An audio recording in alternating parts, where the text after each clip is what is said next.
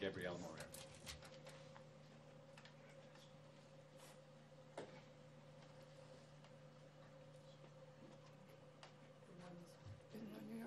Thank you for having me. March 1st of 2016 is a day I will never forget for the rest of my life. It has changed me, not only physically, but emotionally, and it haunts me every day. I left home at around 4 p.m. to go to work like any other day, and I would have never imagined an accident like that would happen.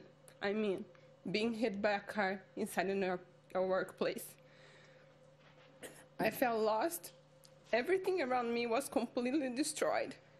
I was hurt and in so much pain and screaming for help.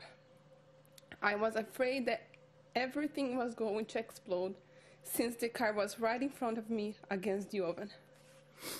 The memory is still very fresh, extremely vivid in my mind, and sometimes I start to think about how everything happened and all of the pain I was and still am, and even years after this traumatic day. I have not been myself in these past 2 years and 9 months. I'm scared all the time. I always think that something bad will happen. I feel very depressed, sad, and anxious. I no longer feel as energized as before. It has not been easy for me or even for my family, and I still have a long way to go. I used to feel safe here before, and I no longer feel the same way. The noise I hear from a car still frightens me all the time, and I'm always scared when I'm riding by car. It's still a challenge I face every single day.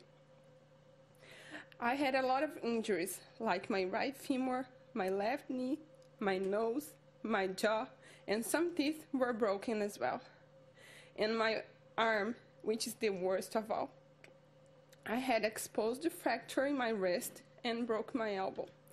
I also had the skin removed from my right leg to do a skin graft in my arm because I lost part of my skin there. My forearm was all open on the day of the accident.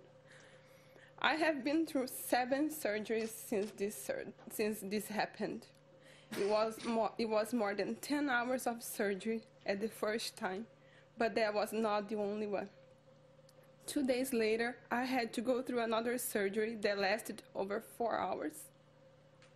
All of this due to an act of responsibility, which the driver didn't think before getting into the car, knowing his condition. I went through another surgery earlier this year to do a bone graft. However, instead of getting better, it only got worse. I have been feeling a lot of pain, and I will need to go through another surgery in the next few weeks, which I will have part of my bone removed and put on a prosthesis. I may have another surgery in my knee, also the plastic surgeries I may need to face.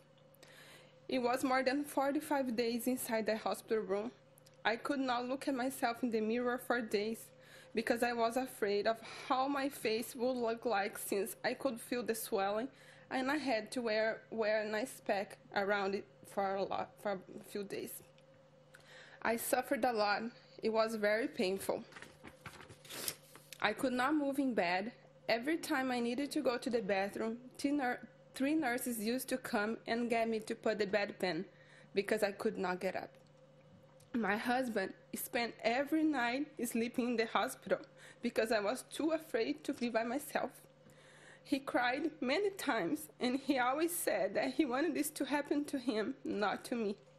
He got depressed too because it was too much for him to handle.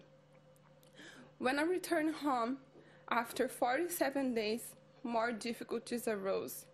The worry of having to be alone without any help, even though a home health aide came to stay with me every day a few hours to help me, I spent most of my time by myself. My husband had to cook, take care of the house, and help me, besides all the other tasks he has already had in his life. It wasn't easy for either of us, and even now during my recovery, we don't have a lot of help, and everything still depends on him. I spent months just lying in bed without being able to turn on my side, in pain. I wasn't even able to drink water for the first few days, and I couldn't eat anything for around 2 months, as my jaw was broken. I lost around 30 pounds. I couldn't put any weight on my left leg or even walk for 80 days, and I used a wheelchair for around 6 months. I needed to go to the bathroom, to take a shower, and for all other daily needs, and I needed help for that. I'm away from my whole family. They all live in Brazil, and I have not seen them since the accident. They suffered a lot, and I didn't know how to tell them that I was hit by a car in another country since they couldn't see me. It was very hard. I didn't even know if I would survive or not. I recently lost my father. I'm sorry.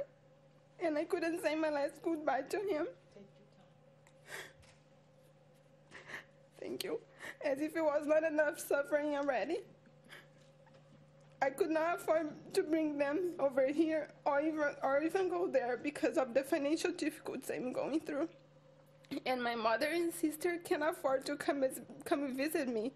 And I can't go visit them anytime soon because I still have a lot of treatments going on and I can't be away. I was an active person. I like to travel. I was always willing to work everywhere and work. I was an independent person. I loved going out, meeting friends, a dreamer with willpower to explore the world. I was cheerful and motivated to achieve all my goals and dreams. My social life has changed a lot. Many things have been taken away from me, and everything is limited now. I am not comfortable going out sometimes because all the scars that I have on my arm and leg. I wear a sleeve in my arm all the time to try to hide it, and I feel bad with all those people looking at me, which affects my day-to-day. I lost interest in doing many things that I used to, like in the old days. I'm living a depressed and a lack of energy life. I am young and dreamy, and I do not know if I will be able to fulfill all my dreams and achieve all my goals due to all the difficulties. I feel that my physiognomy has changed, even if with everyone telling me it has not, and it affects my self-esteem. I do not have many friends here. I feel isolated and very bad, missing someone to be with me, a friend around to talk, and support my husband and me through this bad moment. I am going through some financial difficulties because even with the check I get from the works compensation insurance, it's not enough to pay all my bills and survive here, which makes me sad because you have to limit yourself to the basic needs to live. I'm also having a hard time with the insurance, which often does not approve easily the procedures, medical appointments, physical therapies, and therapy sessions. This ends up causing some emotional wear and stress due to all the complications. My professional life has also been taken and shaken because I know that after all that I will never have a normal life again. I'm not able to stand for too long or make an effort with my arm.